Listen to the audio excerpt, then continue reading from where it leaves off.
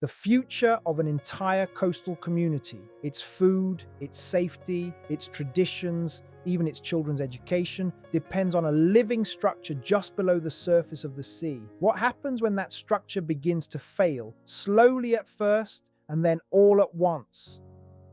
Hidden among the ruins of what seemed lost, there is a chance to restore the reef that sustains the community and rebuild the partnership with nature into something stronger than ever.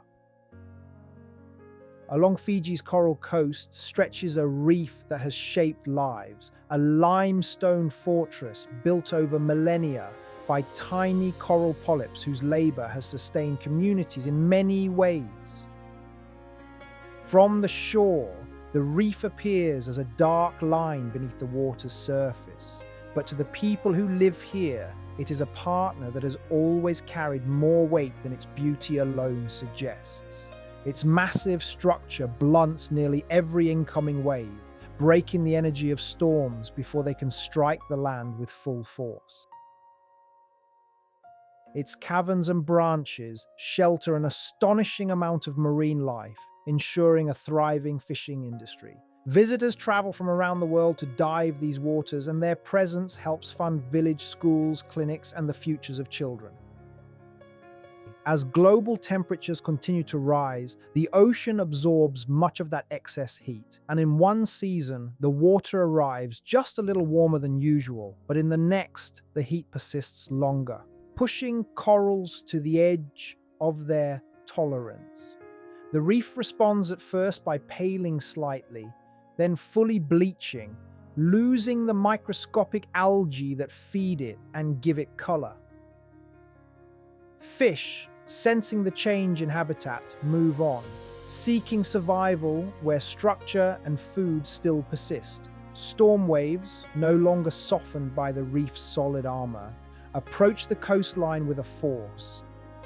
For years, marine scientists had returned to this coastline with growing concern, tracking each change in water temperature, documenting every bleaching event, and watching the reef diminish in ways that felt relentless and irreversible. Yet on a survey dive that began like many before it, something changed. As they moved through a corridor of pale, lifeless coral, one of the scientists noticed a small cluster of branches still glowing with color.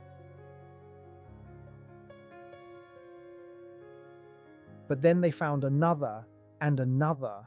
Against the odds, these coral colonies were alive, their tissues intact, their algae partners still thriving inside them. What they had stumbled upon was an opportunity in marine biology. These corals had endured the same heat that had killed so many others, suggesting they possessed natural resilience traits, tougher genetics, stronger tolerance thresholds, or unique microbial partnerships that allowed them to survive in a warming sea. In the weeks following the discovery, the village and the scientists worked side by side to turn a fragile hope into a concrete plan. Rather than try to revive every damaged coral, they focused on the survivors, collecting tiny fragments from those resilient colonies with care. Floating nurseries were built in the shallow lagoons where sunlight filtered through moving water, creating conditions where young corals could grow without the competition and stress they faced on the damaged reef. Suspended on ropes and frames made from simple, locally available materials, fishers checked the length of coral growth. Seaweed farmers trained their practiced hands to remove the algae that threatened to smother the baby corals, brushing them clean. Divers inspected each coral like true caretakers. And slowly, almost imperceptibly at first, the fragments grew. New skeletal layers formed, branches extended. The reef wasn't just regaining structure, the community was recovering a sense of agency. By nurturing the corals, they were nurturing the identity that bleaching had threatened to erase. Months of careful tending finally brought the coral fragments to a stage where they could leave the safety of their underwater nurseries. In the weeks that followed, the ocean itself seemed to respond. Where empty spaces once stood, new branches grew and strengthened, creating shadows and hiding places that fish quickly recognized as safe harbor. Small herbivores returned first, nibbling on algae and clearing the way for more species to follow. Gradually, the reef regained three-dimensional complexity, and with it, the functions that had always sustained the community. Families feel reassured because the careful rules they established around fishing, including no-take areas, allowed fish populations to replenish. Prosperity began to align with protection rather than extraction. The reef's recovery made sustainable practices possible and rewarding. Meanwhile, travelers who had heard about the restoration came to witness this transformation. Just as the rhythm of life seemed steady once more, nature delivered a test. Another marine heat wave arrived, this one threatening to repeat the trauma of the first. With a mix of dread and determination, marine stewards descended to inspect the corals they had worked so hard to revive, bracing themselves for the familiar sight of bleaching.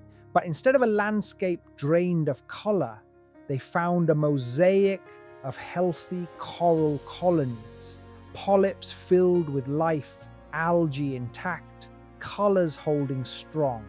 The restored corals did not merely withstand the heat, they showed the advantages of being descendants of the most resilient survivors. What had been carefully selected and nurtured now demonstrated its strength under real climate pressure. The reef continued to absorb wave energy, defending homes from violent storm surges. It continued to foster biodiversity, sustaining nutritious food sources. It continued to draw interest from travelers who directly helped support community priorities. And in response, the people strengthened their commitment to fishing regulations, reef monitoring, and passing cultural values of respect for the ocean to future generations. If you enjoy these videos, comment, tap the like button, subscribe, and ring the bell so you do not miss our next stories. Do you have stories you would like us to cover in the next videos? Drop them in the comments. We love to hear your ideas. Until next time, stay curious and keep uncovering the hidden stories of our planet's journey.